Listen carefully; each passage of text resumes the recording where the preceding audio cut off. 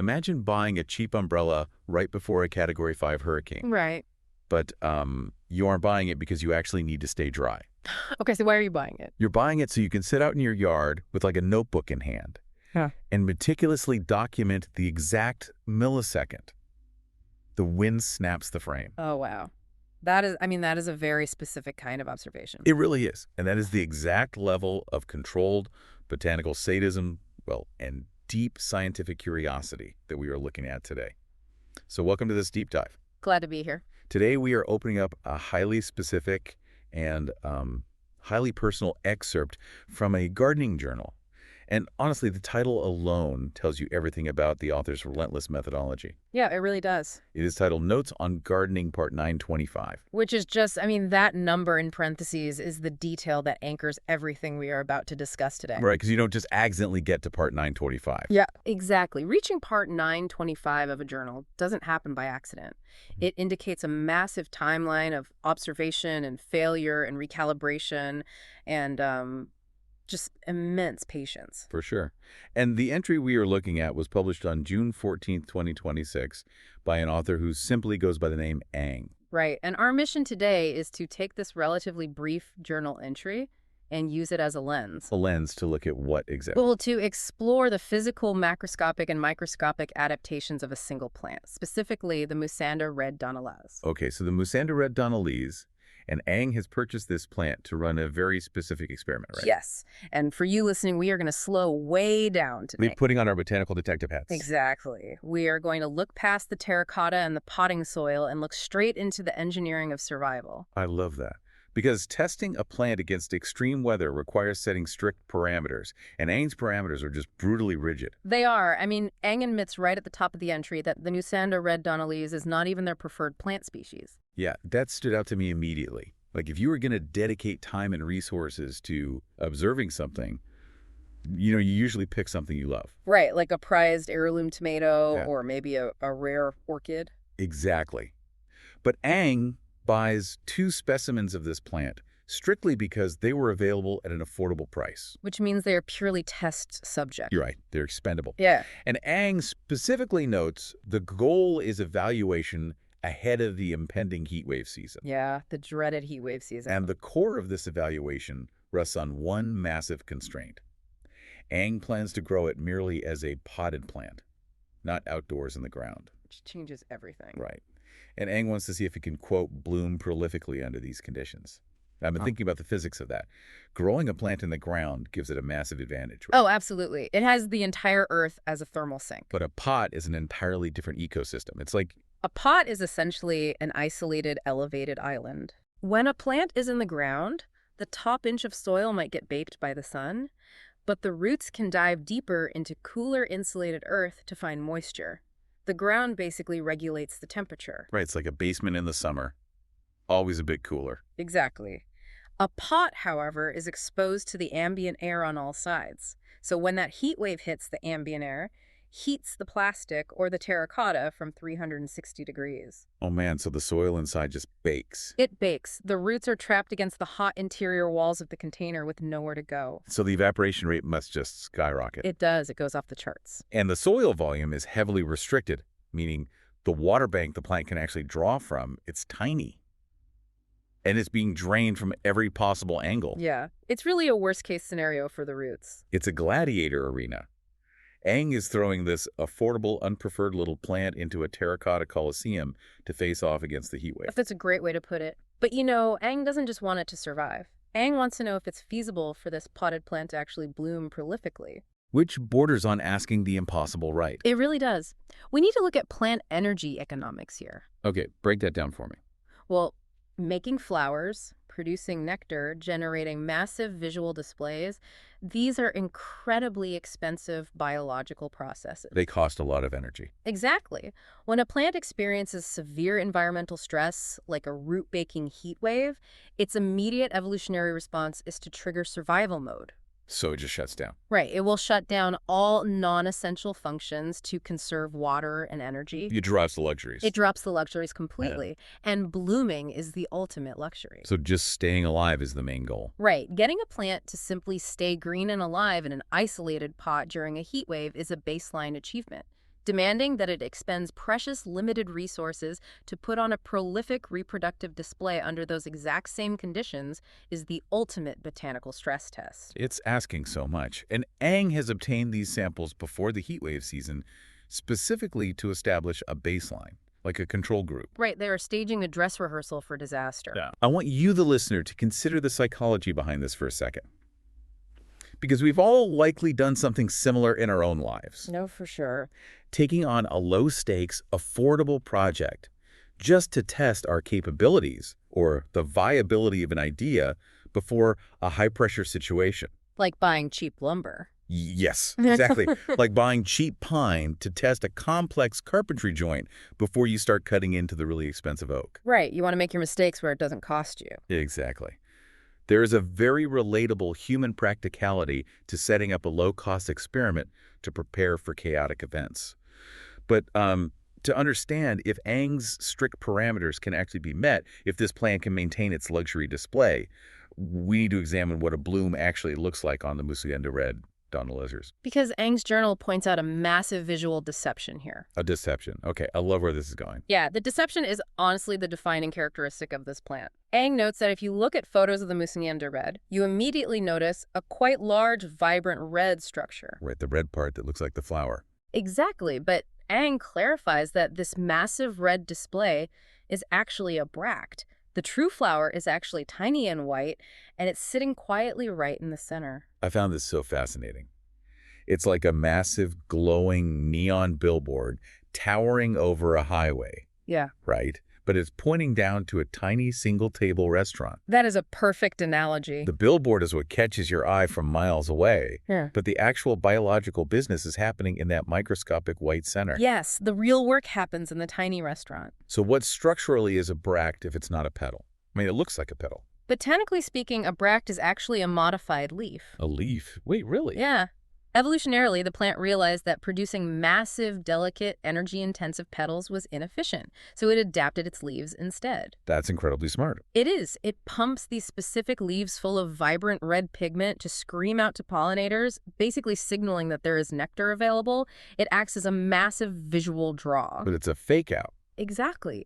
The actual reproductive organ, the true flower with the stamens and pistils, remains tiny and delicate and tucked away. Okay, I'm trying to map this back to Ang's heatwave experiment. Yeah. If the red billboard is actually a modified leaf, and it's quite large, as Ang describes, that seems like a staggering liability. Oh, it is a huge liability. Because leaves have pores, right? They lose water. If I'm wearing a giant, heavy surface area in a 100-degree heat wave, I'm going to dehydrate rapidly. You would, yes. So is the plant essentially bleeding moisture just to keep the advertising running? You've just hit on the exact thermodynamic crisis the plant faces. It's a process called transpiration. Transpiration. Right, so leaves and bracts have microscopic pores called stomata on their undersides.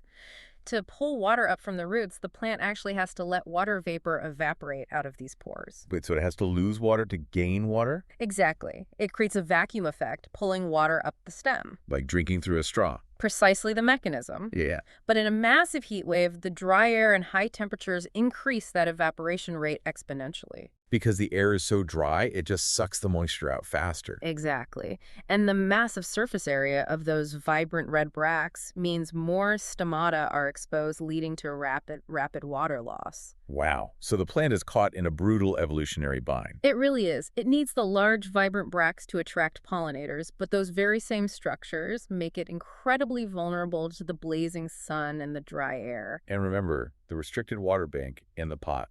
Right, the isolated island. The roots are trapped. They can't dig deeper to find more water to fuel this accelerated transpiration.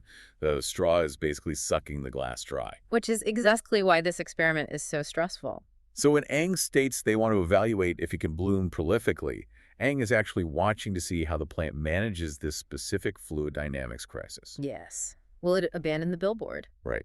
Will it drop the massive red leaves to save the tiny white restaurant? That is the crux of the evaluation, and it makes Ang's observation profoundly sharp. I mean, they aren't just making a casual note about pretty colors here. No, they're isolating the exact physical structures that will be tested by the upcoming heat. Exactly. But the journal doesn't stop at the macro level of the large red bracts.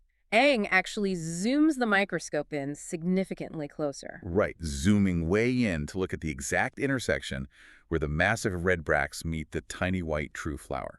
Yeah, and this is where the text gets incredibly technical, but also where the survival mechanics really start to shine. So Aang notes that at this precise intersection, there is a structure called the calyx, which they clarify is made up of sepals and a calyx tube. Right, the calyx. Let's break that down mechanically before we look at what's actually on it. I usually think of a flower as just the stem meeting the petals. What exactly is a sepal doing here? Is it like a structural foundation? Sort of, yeah. Think of a sepal as a tough outer protective shield. Okay, shield. Right, so before a flower even opens, when it's still just a vulnerable little bud, the sepals are the green leaf-like parts enclosing it. They protect it from physical damage and the elements. I know exactly what you're talking about, the little green flaps under the flower. Exactly. And as the flower blooms, the sepals open up and sit at the base.